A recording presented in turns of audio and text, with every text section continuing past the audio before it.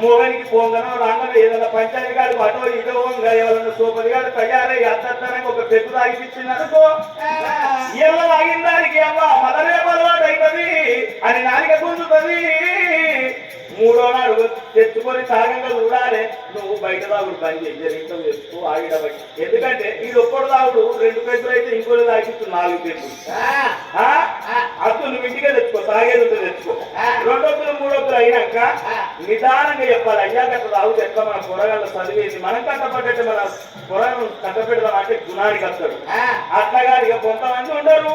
కొద్దిగా తాగొచ్చి మొగలు ఉండడానికి చెప్పు మీద చీపి ఎత్తకొని చీపిరి మీద కాబట్టి కింద ఎత్తేస్తారు. పొద్దుగా లేచి తలపండు అలాగా ఇది మొదలారా ఈ సీసాలారా ఇవి తాగుతామా నువ్వు వస్తే ఏ పొద్దుగా ఏమనుకున్నావే నిన్నేమన్నారు ఇప్పుడు?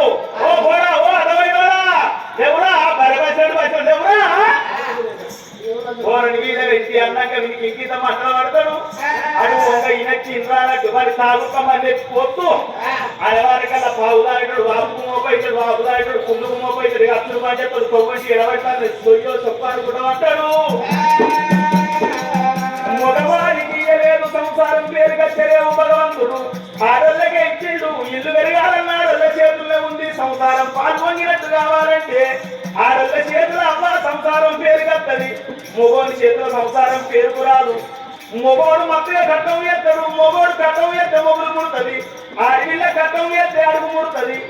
ఆడవిల్ల ఇగురం గొప్పది కావాలి. మొగోడు రోజు 1000 రూపాయలు సంపాదించిన బస్టాండ్లో పోయి కూర్చున్న కాడ 2 పాటలు పోతే 2000 బాకీ అవుతాయి. ఆడవిల్లలు రోజు 100 రూపాయలు కట్టం చేసిన పైసకు 10 ముళ్ళేసి అట్నే దాచి పెడతారు. కాపాడతారే అవరాలా పట్టుబడము తీసి కట్టున్నాడు. భార్యకు తిరగబెట్టుకుంటున్నాడు. అట్లున్నాడోళ్ళకే అవ్వా లేని లేని గుర్తులు పుడతాయి. పుల్లటి అంబల్ల మీద దర్గాయ తప్పుల మీద ఆ సమయంలో ఏ తల్లైతే తినబుట్టైంది చేసి పెడుతుందో వాళ్ళు మనులని నొక్కున్నారు. లేరు అవరనంగా అన్ని లాదుకుంటారా అని తిరగబెట్టుకుంటున్నాడు. అమ్మ పండు పొలము తీసుకొచ్చి అట్లా కొన్ని 9 గడియలు